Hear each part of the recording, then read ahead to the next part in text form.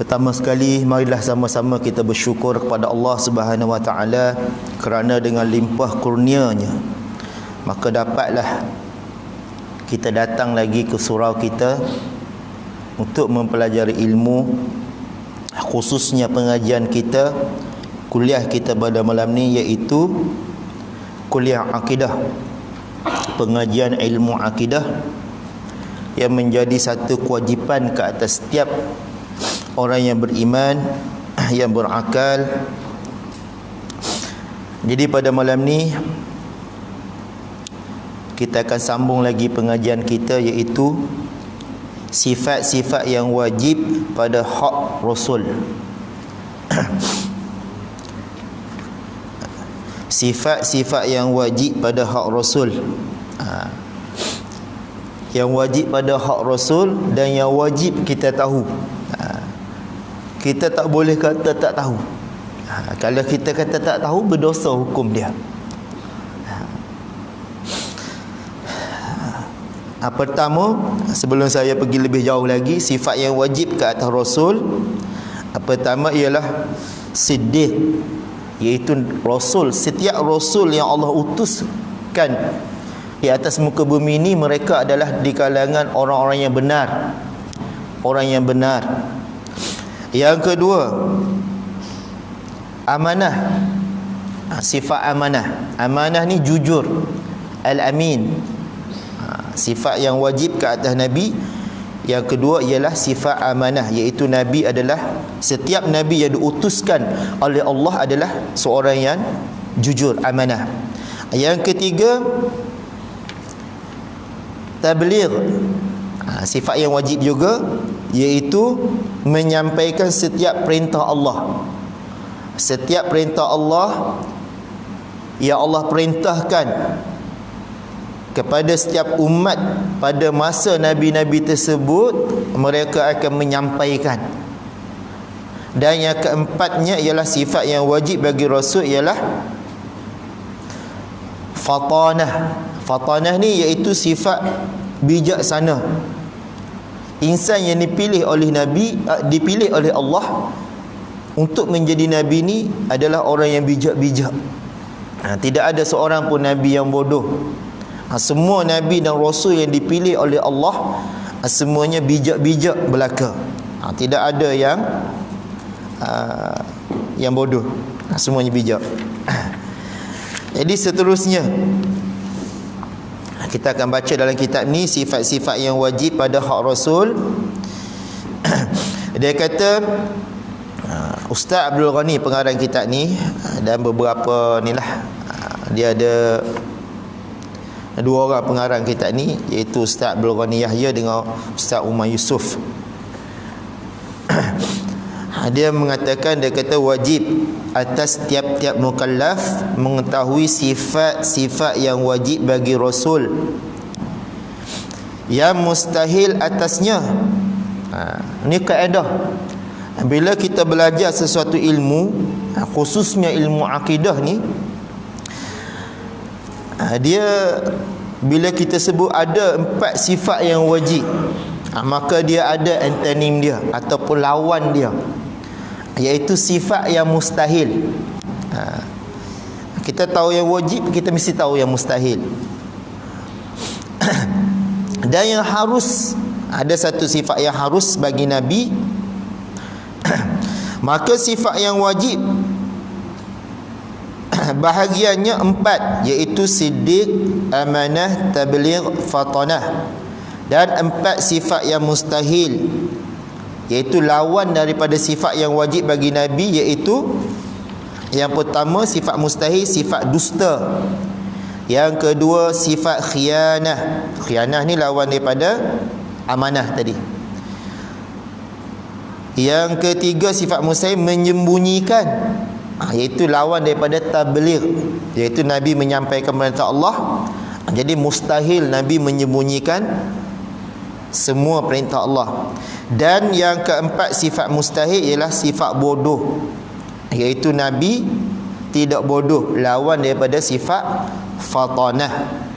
Jadi keempat-empat sifat ni, setiap orang yang beriman dia kena tahu. Tidak boleh bagi alasan tak tahu.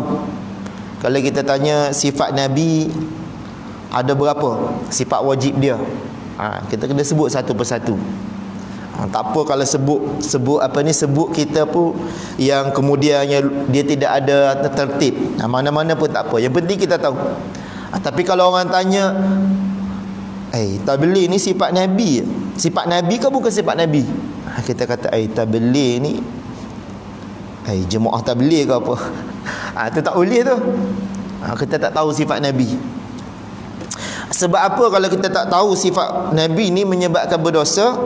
Sebab dia membawa implikasi atau kesan yang boleh meragui kepada apa yang disampaikan oleh Nabi Muhammad sallallahu alaihi wasallam kepada kita, dia sebagai seorang nabi. Jadi kita akan hurai satu persatu sifat-sifat Nabi ini. Pertama, As-Siddiq, artinya benar. Pengarang kita kata artinya benar, iaitu betul-betul apa yang dikhabarkan Rasul dan bersetuju dengan hak pada tiap-tiap yang disampaikannya daripada Allah Ta'ala, sama ada pada perkataan, perbuatan atau ikrarnya, iaitu ikrar Nabi. Ini maksudnya benar. Maksud benar, Nabi bersifat benar, maksudnya Nabi betul-betul apa yang disampaikan itu adalah benar daripada Allah. Tak boleh kita syak. Tak boleh kita syak. Surah Al-Fi ni betul ke? Syak sedikit pun tak boleh. Dia akan membawa implikasi murtad. Waliyazubillah. Dulu saya ingat saya pernah baca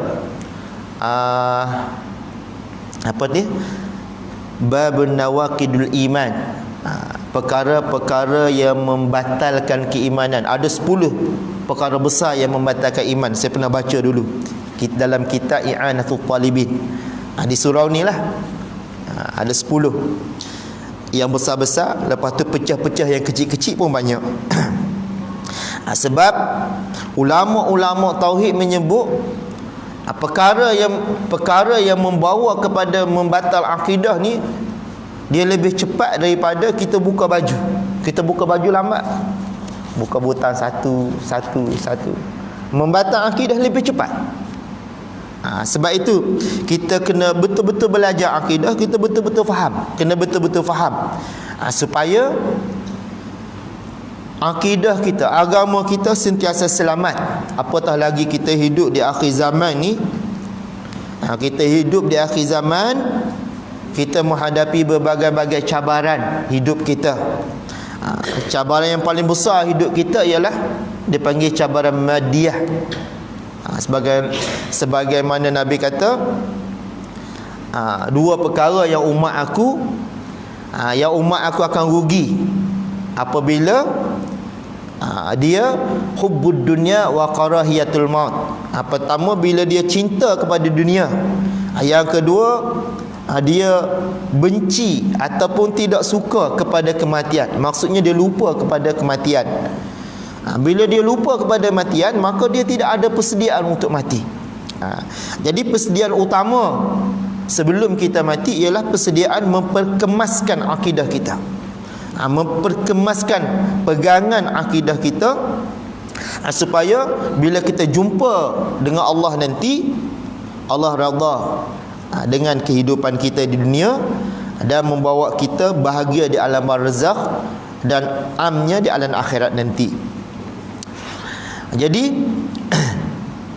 dia kata atau perbuatan, dan lawan bagi sifat siddiq ialah dusta. Jadi Nabi ini tidak ada dusta. Tidak ada dusta. Sebab itu kalau kita tengok Nabi, bila dia bergurau pun dia bergurau yang betul-betul. Pernah diriwayatkan ada seorang tua, dia tanya, wahai Rasulullah, aku ni dah tua, boleh tak aku masuk syurga? Nabi kata tak boleh. Dia menangis. Bila Nabi kata tak boleh, dia menangis. Sehinggalah dia riwayatkan seorang sahabat pergi jumpa Nabi. Dia kata, wahai Rasulullah, orang tua tu menangis satu hari sebab kamu kata orang tua tak masuk syurga. Lepas tu Nabi ketawa. Nabi perbetulkan balik gurauan dia. Dia kata orang tua ni memang betul tak masuk syurga, sebab yang masuk syurga semuanya orang muda-muda. Nabi perbetulkan. Maka dia bagi tahu kembali bagi tahu kepada perempuan tu ketawa semula. Rupa-rupanya Nabi bergurau. Sebab orang yang masuk syurga ni Allah Ta'ala akan jadikan dia sentiasa muda. Tidak ada orang tua yang masuk syurga. Dulu kita pernah baca juga pasal syurga ni, kehidupan di syurga. Jadi gurauan Nabi itu tetap benar walaupun dia bergurau.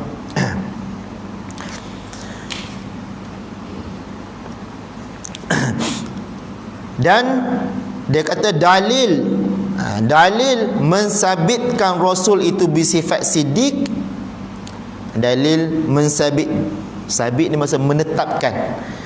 Dalil yang menetapkan Rasul itu bersifat siddiq, dia kata iaitu jikalau Rasul-Rasul itu dusta, nescaya jadilah apa yang dikhabarkan daripada Tuhan itu dusta juga. Ini secara akal. Dia dalam agama ni, akal ni main peranan penting. Ada setengah orang dia kata, itu daripada akal fikiran tu. Akal penting. Kalau kita tidak ada akal, kita gila. Bila kita gila, selamatlah kita masuk syurga. Sebab itulah akal ni dia main peranan penting. Dalam kitab ni banyak yang dia mendidik. Sebab akal-akal ni dalam Al-Quran banyak Allah Ta'ala sebut afala tatadabbarun, afala ta'qilun. Banyak ayat-ayat yang di akhir dia afala ta'qilun. Wahai manusia, apakah tidak kamu berfikir? Apakah tidak kamu tatadabbarun, kamu ambil tadabbur, kamu perhatikan? Yang mana disebab akal lah kita masuk syurga atau masuk neraka. Sebab itu penting. Bila kita tak belajar, maka akal kita tak bergerak. Kita tak pernah dengar, kita tak pernah fikir dan sebagainya. Contohnya dulu dalam Al-Quran ada satu golongan Allah Ta'ala sebut wama yuhlikuna illa dahr. Ini golongan komunis. Al-Quran dah sebut pasal komunis, cuma dia tak sebut al-komunis. Tidaklah membinasakan kami melainkan masa. Kita pun faham, tidaklah membinasakan kami melainkan masa. Makanya masa sebab masa kita binasa, sebab masa kita tua. Jadi kalau kita tak belajar, kita tak faham lafaz Al-Quran tu, kita akan menjadikan masa ni adalah penyebab kita tua, penyebab kita mati. Padahal masa ni adalah makhluk Allah. Kalau kita faham macam tu, itu adalah fahaman komunis yang menjadikan masa tu adalah penyebab terjadinya sesuatu. Dia panggil ad-dahriyun. Kalau kita belajar mauqifil Islam, dia dalam pengajian mauqifil Islam ataupun dalam bahasa Melayu dia panggil fahaman manusia ni. Ilmu mengenai kefahaman manusia. Ada Jabariyah, Mu'tazilah, Murji'ah, Ad-Dahriyin, lepas tu Zahiriyah, macam-macam fahaman manusia. Kalau kita tak belajar, kita pun akan jadi macam mereka. Walaupun kita sekadar aku tak macam tu. Contoh macam masa tu, wa ma yuhlikuna illa dahr. Saya lupa surah apa dalam Al-Quran. Tidaklah membinasakan kami melainkan masa. Maka kita menjadikan masa, kenapa kamu tua? Saya tua dah. Sebab itu saya ada uban penuh. Sebab itu saya tak handsome. Sebab masa lama dah. Kita meletakkan masa menjadikan kita tua, maka salah.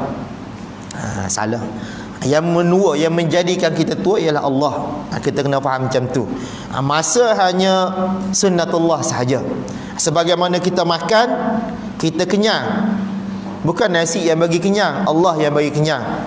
Sebab para malaikat tak makan apa pun. Para malaikat tak makan nasi, tak minum air, tak apa. Tapi Allah bagi kenyang kat dia. Tapi oleh kerana Allah cipta kita atas dasar sunnatullah, ketetapan dia macam tu. Kalau kamu nak kenyang, makan. Tapi makan tu bukan mengenyangkan. Bukan yang mengenyangkan kamu, bukan makanan yang mengenyangkan kamu. Aku yang mengenyangkan. Supaya kita ingat pada Allah. Makan tu hanya sebab sahaja. Itu kena faham. Begitu juga masa tadi. Bila kita tak belajar, kita akan faham macam tu. Aku kalau tak makan tak kenyang. Sebelum ni kita dah terang dah. Pasal makan, minum apa semua. Kalau kita tidak faham, kita akan jadi syirik dengan makanan pula. Kita menjadikan makanan ada satu kuasa yang mengenyangkan. Tak boleh. Yang mengenyang tu Allah. Makan tu adalah ikhtiar ataupun asbab sahaja. Macam memberi sesuatu, kita doa, ikhtiar kita. Yang beri tu Allah Subhanahu Wa Taala. Yang tu yang kita nak faham.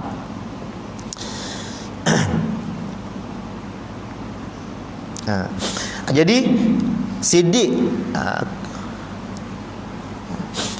sifat siddiq ni, apa yang Allah Ta'ala itu sampai tu benar. Daripada Nabi kepada para sahabat dia, pada tabi'in, pada perawi hadis dan sebagainya, sampai pada kita. Dia panggil apa ni? Rawi ataupun sanad, ataupun dia panggil musnad, orang yang membawa kata-kata Nabi itu.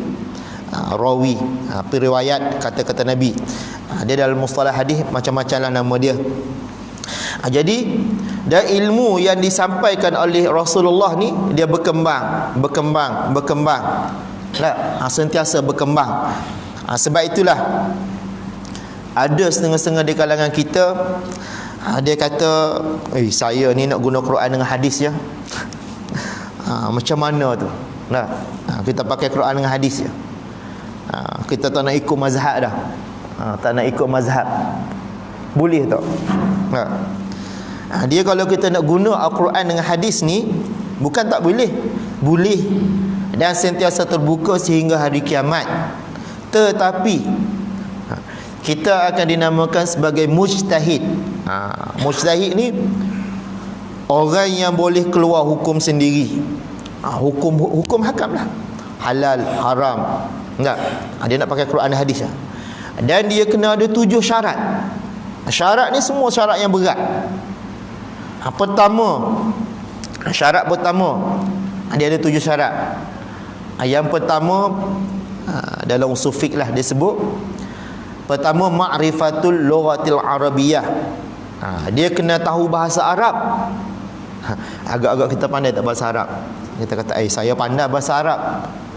Bila sebut bahasa Arab, dia mesti ada 11 ilmu pengajian bahasa Arab. Dia ada ilmu balaghah, mantik, ilmu ma'ani, ilmu bayan, ilmu wada', ilmu apa lagi?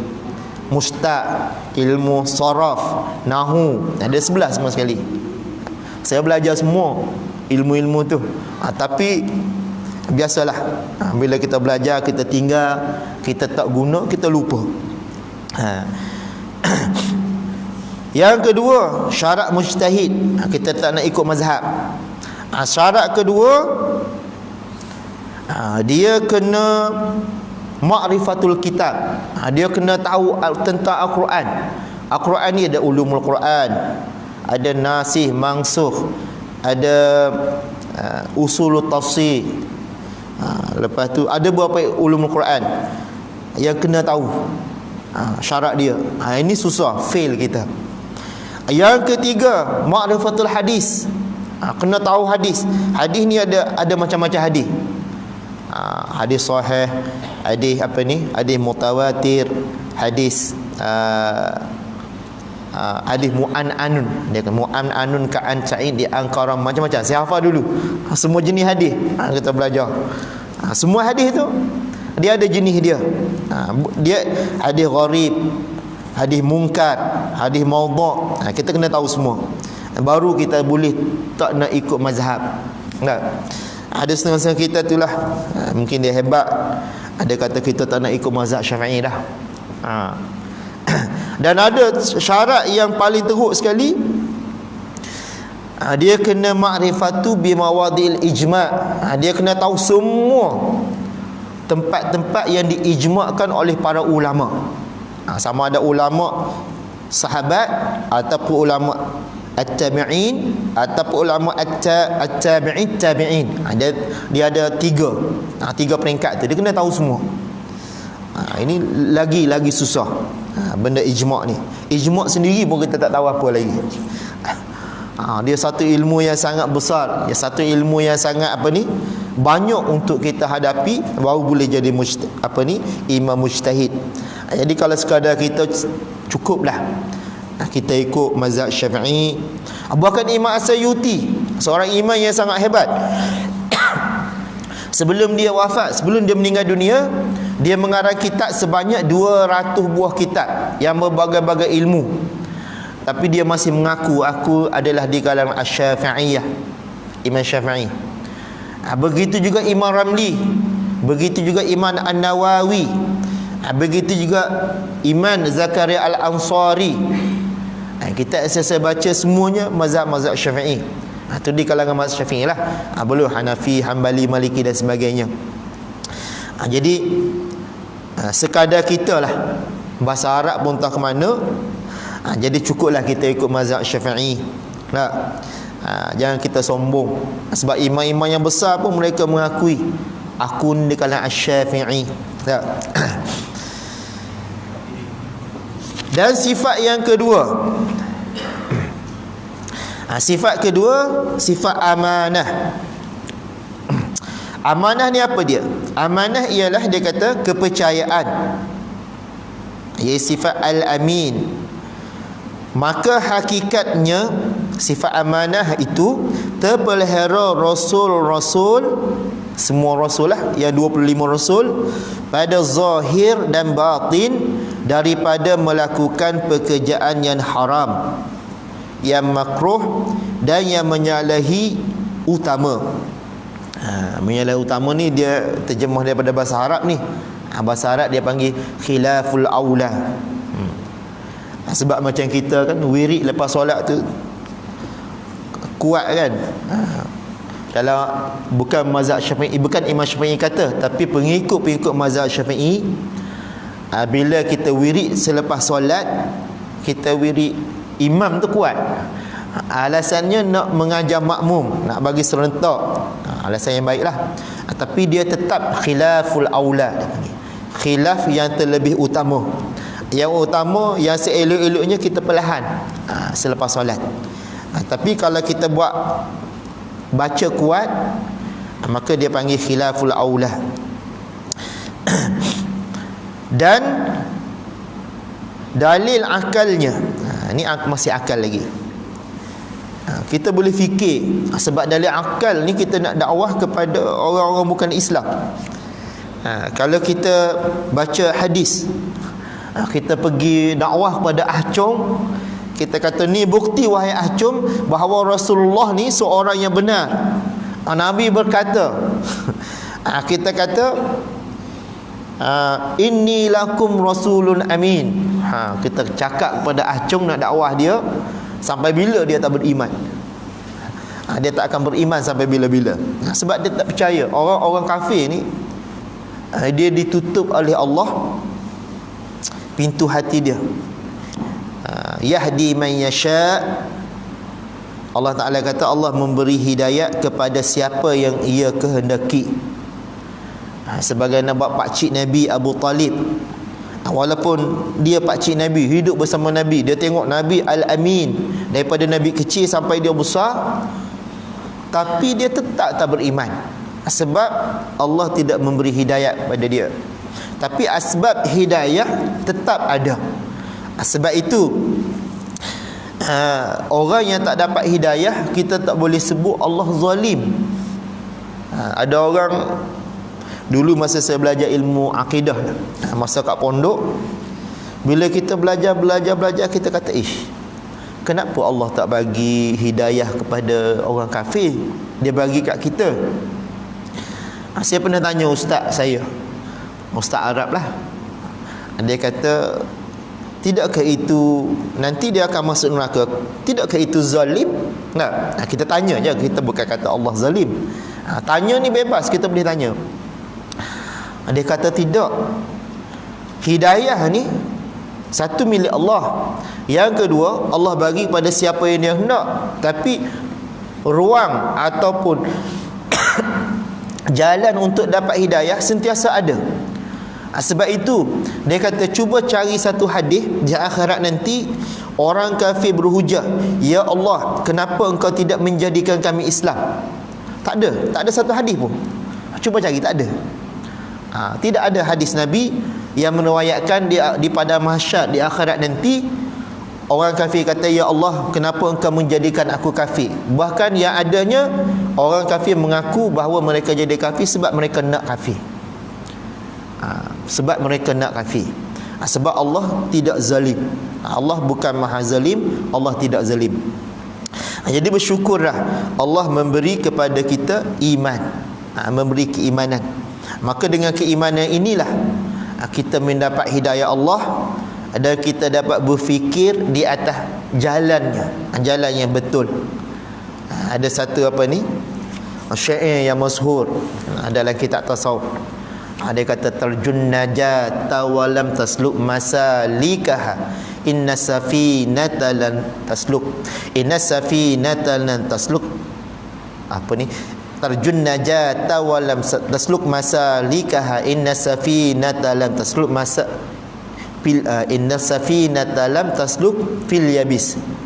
Dia kata kamu mengharapkan kejayaan, kamu mengharapkan kejayaan, tapi kamu tidak melalui jalan-jalan yang betul. Sesungguhnya kapal dia tidak akan berlayar di tempat yang kering, di atas daratan. Itu syair dalam kitab Ihya Ulumuddin, tak silap saya belajar dulu. Jadi untuk mendapat kejayaan ni kita kena belajar mengikut urutannya. Kita kena faham. Kena faham daripada zaman Nabi, zaman sahabat, zaman tabi'in, zaman ulama salaf. Lepas tu zaman kita, kenapa ilmu macam ni? Kenapa zaman Nabi tidak ada sifat 20? Kita heran juga di kalangan ustaz-ustaz kita yang mengatakan zaman Nabi tak ada sifat 20. Buat apa kita belajar sifat 20? Cuba sebut zaman Nabi, ilmu apa yang ada? Ilmu akidah. Zaman Nabi da'watul akidah, ilmu fiqh, da'watul syariah, ilmu tasawuf, da'watul akhlak. Nabi kata dalam Al-Quran, laqad kana lakum fi rasulillahi uswatun hasanah. Zaman Nabi tidak ada ilmu-ilmu macam tu, ilmu yang kita sekarang ni. Sebab apa? Sebab zaman Nabi, kurun yang pertama, para sahabat dia tidak tanya benda yang bukan-bukan. Bila Nabi kata walam yakul lahu kufuwan ahad, Allah tidak sama dengan sesuatu, dia tak tanya dah. Dia boleh faham. Dia tak boleh fikir, dia tak fikir mengaruk apa semua dah. Yang jadi mengaruk ni yang apa ni, bila selepas 3 kurun yang kurun pertama, 100 tahun pertama, 100 tahun kedua, 100 tahun ketiga, masuk 100 tahun yang keempat, maka ilmu ni bercambah. Maka Imam Syafi'inya dengan kehebatan dia mengasaskan kitab usul fiqh. Maka Iman Abu Mansur Al-Maturidi dengan Iman Hasan Al-Asy'ari mengasaskan pengajian ilmu akidah pada kurun ketiga, 270 Hijrah. Disebabkan pertanyaan yang pelik-pelik. Tanya di mana Allah. Zaman sahabat tak pernah pun sahabat tanya di mana Allah. Cuma ada seorang budak, bila tanya, Nabi kata fis sama'. Andaikan Nabi kata di langit. Tapi di situ dia ada pentafsiran dia. Sebab itu bila ilmu ni dia berkembang mengikut masa. Tak boleh lah kita kata zaman Nabi tak ada sifat 20, maka kita tak payah belajar sifat 20. Zaman Nabi tak ada fiqh, kita tak payah belajar ilmu fiqh. Zaman Nabi tak ada tafsir, tak payah belajar ilmu tafsir. Tak? Kita kena adil lah. Sebab itu kita kena faham. Sebab Nabi kata man yuridillahu bihi khairan yufaqihu fiddin. Sesiapa yang Allah nak bagi kebaikan pada dia, Allah bagi faham agama. Bila kita tak faham, kita bagi tahu kat orang, orang pun tak faham, orang pun cerita zaman Nabi tak ada betul sifat 20, tak payah belajar. Lepas tu bila kita tanya Tuhan tentang Tuhan, tak mana. Tak tahu apa-apa. Itu bahaya bila kita tidak faham, kita cerita apa yang kita tak faham pada orang lain tak faham, semakin tak faham, maka rosak. Sebab itu bila kita belajar ilmu, kita kena faham kenapa ilmu ni daripada mana, daripada Nabi, kurun ke berapa, kurun kedua, kurun ketiga, kurun keempat, 500 tahun selepas tu, lepas tu 600 sampai sekarang. Sebab orang yang manusia ni bertanya, dan situasi zaman Nabi dia berbeza pada zaman kita. Sehingga kan suatu ketika di Masjidil Haram tu, ni mutawif lah, saya pernah pergi umrah sebelum ni. Seorang mutawif yang bagi tahu kat saya, dia kata Masjidil Haram ni suatu ketika dia orang tak nak letak speaker. Tak tahulah pakcik-pakcik yang tua ni haji yang pergi tahun berapa, dah ada mikrofon kan. Dia orang nak letak mikrofon tu, satu masalah ulama-ulama Arab Saudi tak bagi. Dia kata ini tak boleh, bid'ah, zaman Nabi tidak ada. Jadi dia tak mau letak mikrofon. Dia kata zaman Nabi tidak ada. Jadi kita tak boleh letak. Tapi bila desakan atas dasar maslahah, sebab manusia semakin ramai, last dia terima juga. Kita letak mikrofon. Maka sekarang daripada bukan setakat Masjidil Haram, di hotel kita pun boleh mikrofon. Kita duduk di hotel tu, kalau umrah lah, haji ke, dengar di corong di hotel tu letak dengar azan daripada Masjidil Haram. Jadi masalah ni dia berkembang, maka itulah ulama-ulama menetapkan ilmu. Macam ilmu fiqh, solat banyak benda yang kita tak tahu tentang solat. Contohnya solat dia ada 3 bahagian, rukun qauli, rukun qalbi, rukun fi'li. Rukun qauli apa, rukun fi'li apa, rukun qalbi apa dia? Qauli, rukun qalbi, qauli, fi'li. Kalau kita tak tahu yang ni, tak betul lah solat kita. Sedangkan zaman Nabi tak bagi tahu pun 3 perkara ni. Tapi ulama-ulama ni dengan tadqiqut ta'min, dia dengan pemahaman mendalam dia membahagikan. Macam rukun solat, Nabi tak bagi tahu pun. Tapi ulama-ulama kita ni buat hukum fiqh macam ni. Itu yang kita nak faham. Supaya kita tidak tersesat jalan. Ulama-ulama dulu mereka lebih dekat pada Nabi dan mereka lebih faham tentang agama. Tiba-tiba kita yang tak apa-apa, sifat 20 sesat, tak payah belajar. Itu salah. Salah. Jangan kita menyesatkan ulama. Sebab pengikut Iman Al-Asy'ari dengan Al-Maturidi ni hampir 80%. Kalau kita tengok dalam Google pun ada.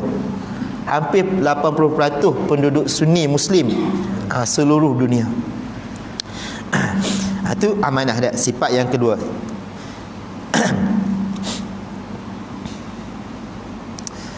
Dan akal.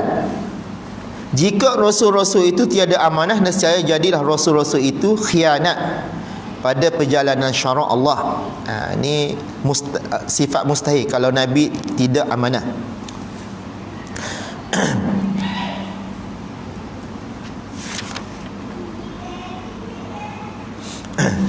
Dan dalam sifat sidik tadi dia kata ketahui olehmu, tertinggal ini, bahawasanya sekiranya ada berlaku daripada rasul-rasul itu keadaan yang dipandang pada zahirnya kurang baik atau menyalahi utama seperti terlalai, maka iaitu semata-mata tasyrik kerana mengajar manusia. Kadang-kadang Nabi ni ada ibadat dia yang dia sembahyang ataupun ibadat dia terkurang. Kita tak boleh kata Nabi ni tak betul ni. Tak boleh. Sebab apa? Sebab Nabi satu, dia bersifat seperti sifat harus macam manusia. Yang kedua, dia adalah tasyrik, semata-mata tasyrik ni maksudnya nak menetapkan ibadat. Contohnya pernah berlaku pada Nabi Muhammad ketika dia sembahyang fardu zuhur tak silap saya. Dia lama saya baca. Jadi Nabi solat 2 rakaat, dia beri salam. Para sahabat kata, yang belakang Nabi, dia kata, as-salat as-subhi, adakah kamu solat subuh wahai Rasulullah? Nabi tak. Nabi bercakap, diriwayatkan dia bercakap lebih kurang 6 patah perkataan. Lepas tu dia bangun balik sembahyang, dia sambung balik Allahu Akbar, dia sambung 2 rakaat, lepas tu dia sujud sahwi. Maksudnya kalau berlaku pada kita solat zuhur 2 rakaat, kita beri salam, tiba-tiba anak kita kata ayah solat subuh ke solat zuhur tadi? Maka kita solat subuh, solat zuhur, kenapa 2 rakaat? Ayah solat 2 rakaat ke tadi? Ya, 2 rakaat. Kita cakap belum habis 6 patah perkataan, maksudnya betul ke? Ayah solat, maksudnya jangan sampai 6 patah perkataan. Bila lebih 6 patah perkataan, dia batal, tak boleh sambung lah. Maksudnya kalau kita cakap dengan anak kita dalam lebih kurang 6 patah perkataan, yang lebih 6, maksudnya lebih 6 lah, kita boleh bangun, sambung balik Allahu Akbar, buat 2 rakaat, sujud sahwi. Itu maksud tasyrik. Maksudnya apa yang berlaku pada Nabi, yang kita nampak kurang macam Nabi ni, sepatut tak berlaku pada Nabi, tapi berlaku juga, itu dia panggil tasyrik. Seolah-olah Allah nak mengajar kita melalui Nabi. Begitulah dalam ibadat, sekiranya kita lupa, kita buat. Macam bercakap juga, kalau kita lupa dalam solat Allahu Akbar, tiba-tiba anak kita panggil, panggil ayah, makan nasi. Dia tak tahu kita sedang solat. Kita pun jenis lupa kan. Asyik baca WhatsApp aja, solat. Ayah ni, ayah dah makan. Ada orang solatnya lupa. Lepas tu anak kita kata, rasa ayah tak makan lagi. Ayah dah makan ha. Tiba-tiba kita ingat kita solat. Maka jangan lebih 6 patah perkataan. Maka kita boleh terus sembahyang, tapi sebab kita lupa. Itu di antara beberapa hukum fiqh lah, sekiranya berlaku dalam hidup kita. Dan dia kata ada pun terlalai. Tadi terlalai itu dia panggil terlalai, maka iaitu semata-mata tasyrik. Ada pun syaid ni terlalai, iaitu harus pada Rasul, tetapi nisyan ni lupa. Lupa ni mustahil. Kalau Nabi lupa, mustahil. Nabi tak boleh lupa, Allah mesti bagi ingat ke dia. Lalai itu biasa. Kerana yang dikatakan sahwun itu hilang rupa sesuatu. Ni istilah baca pun panjang tak? Dia beza antara lalai dengan lupa. Lupa ni, kalau kita lupa, kita nak ingat balik, kena ajar satu. Baru kita ingat balik, macam tu. Lalai beza. Lalai ni kita, contohnya kita solat, kita solat Allahu Akbar, kita ingat lepas ni nak makan KFC apa semua, tu lalai tu. Ataupun kita lupa berapa rakaat, itu lalai.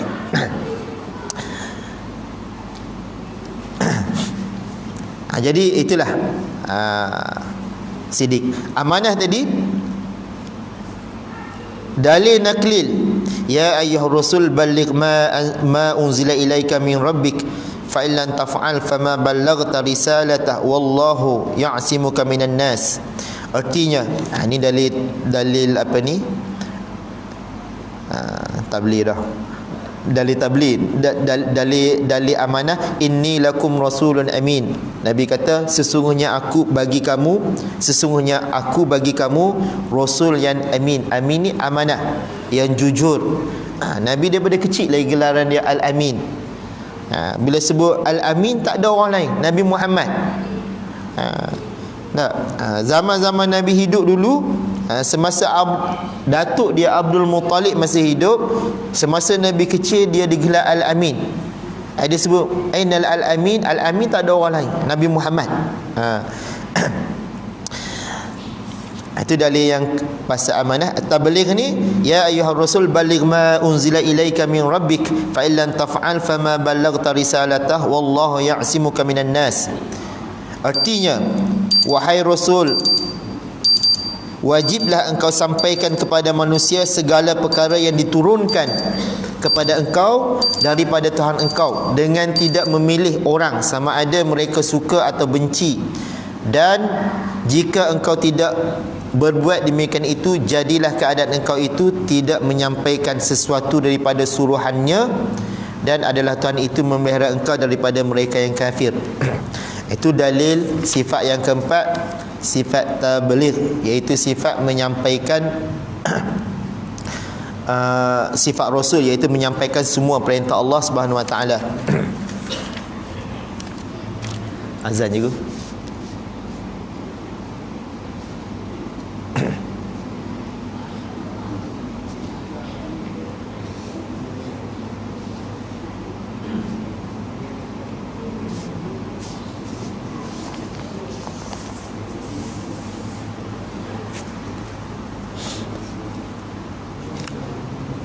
Allahu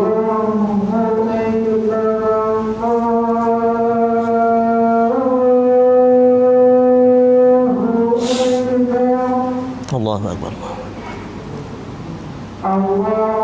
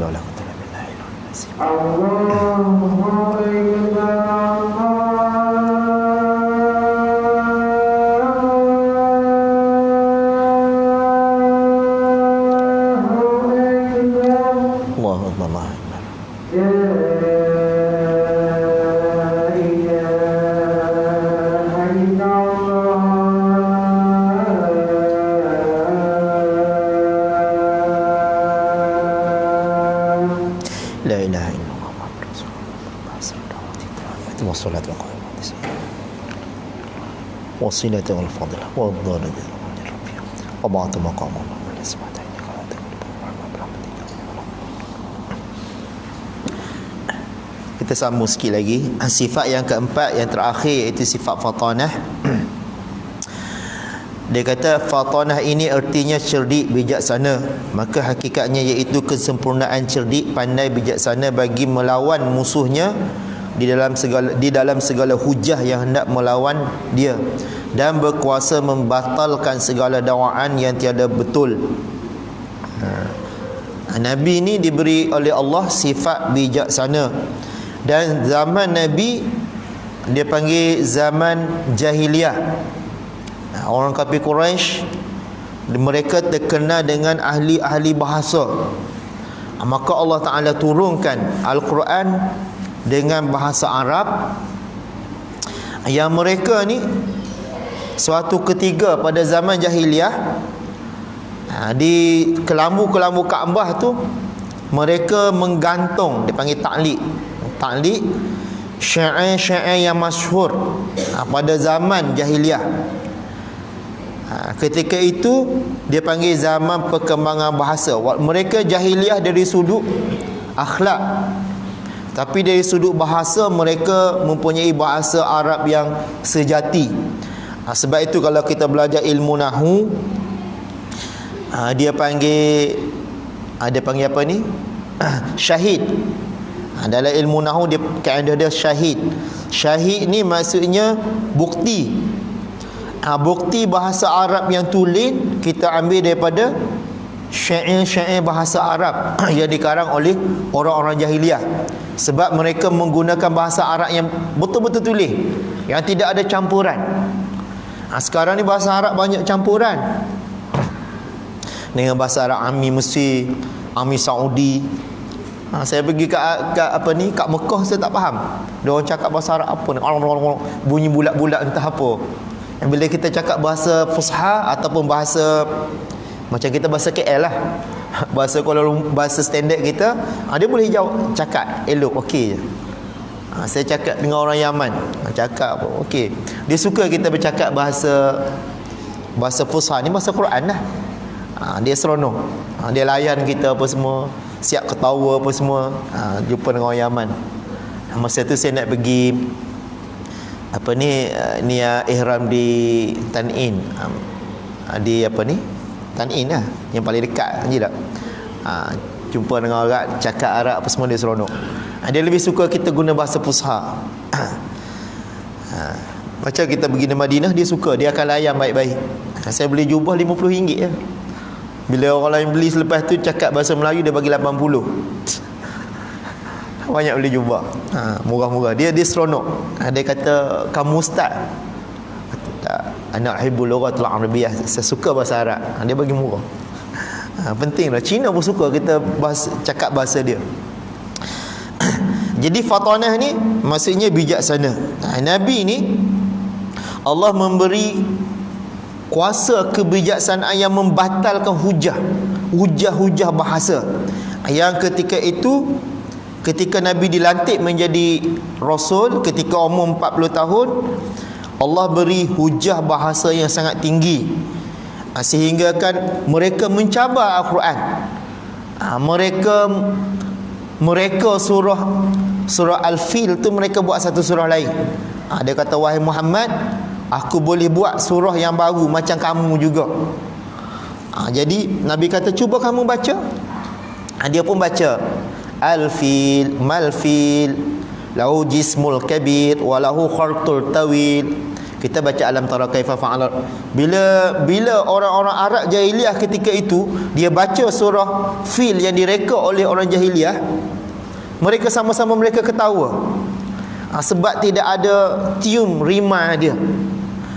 Dalam syair ni, kalau kita belajar bahasa Arab, dia panggil ilmu qafiyah, qawafi. Belajar syair. Tak, seronok belajar syair ni. Mata alfiah dia ada 1000 bait syair. Kalau mata mustalah hadis, dia ada berapa saya lupa, saya belajar tu. Raful astar, awalu hasah wa walla matasal isnaduhu lam yusaz ayu'al yaruhi adalun dhabit amislihi mu'tamadun fi dabtihi wa naqlihi. Dia ada, kita nak ingat senang. Ni syarat hadis sahih, yang ni syarat hadis dhaif, yang ni syarat hadis munkar, yang ni syarat hadis tarhib, hadis mu'an'an ada syarat dia. Semua senang kita nak ingat. Syair ni hebat. Ada yang dalam bahasa Arab Bismillahillah abghi bihi badala summa salati ala khairil wara wa ala alihi wa sahbihi. Tak ingat. Panjang syair. Jadi kebijaksanaan yang dibawa oleh Nabi ni lah yang menyebabkan orang-orang kafir jahiliah ni mereka kalah. Bila mereka baca surah Al-Fi yang direka oleh orang jahiliah, mereka sama-sama ketawa sebab tidak ada tium bahasa, tidak ada rima dia. Jadi itulah kehebatan Al-Quran yang Allah cipta, yang tidak boleh dicabar oleh siapa-siapa. Sebab itulah dalam Al-Quran Allah mencabar manusia, bukan mencabar orang biasa, mencabar orang-orang kafir jahiliah yang mereka adalah pakar-pakar bahasa. Yang memang Al-Quran ni bahasa yang sangat tinggi. Sebab itu nak memahami Al-Quran ni kita kena belajar khusus ilmu usul tafsir. Kenapa perkataan Al-Quran ni macam ni? Kenapa Al-Quran ni macam ni? Kalau kita tak faham, maka keluarlah Allah duduk atas langit lah, Allah ada tangan, Allah ada muka. Itu kita tak faham. Sebab itu kena belajar betul-betul. Bila kita faham, insya-Allah kita sentiasa mendapat rahmat Allah SWT. Nanti dia panggil ayat sifat. Itu 4 sifat yang wajib kita tahu dan wajib kita belajar supaya lepas taklif kita di sisi Allah Subhanahu Wa Taala. Dan seterusnya sifat yang pendek saja, yang saya nak, sifat yang kelima, iaitu sifat yang harus bagi Nabi, iaitu Nabi bersifat seperti sifat manusia. Yang mana sifat-sifat seperti manusia tapi tidak mencacatkan, tidak mencacatkan dia sebagai seorang rasul. Macam kita juga makan, minum, puasa, ada isteri, ada anak. Itu sifat-sifat yang harus bagi Nabi. Jadi saya setakat itu saja untuk malam ni. Mana yang baik-baik itu daripada Allah Subhanahu Wa Taala, mana yang tak betul ataupun kurang itu daripada kelemahan diri saya mohon maaf. Wabillahi taufiq wal hidayah. Wassalamualaikum warahmatullahi taala wabarakatuh. Auzubillahi minasyaitonir rajim. Bismillahirrahmanirrahim. Allahumma ya muallima Ibrahim al hikmata 'allimna, ya mufahhima Sulaiman fahimna fafahamnaha Sulaiman, wa kullan ataina hukman wa ilma, wa sakharna ma'a Daud al jibal subbihna wat tayra wa kunna fa'ilin. Ya rabb Sulaiman wa ya rabb Ibrahim wa ya rabb Musa wa Isa wa ya rabb Muhammadin sallallahu alaihi wasallam, akhrijna min zulumatil jahli wan nisyan bi rahmatika ya arhamar rahimin. Walhamdulillahi rabbil alamin. Qabbalallahu. Bismillah.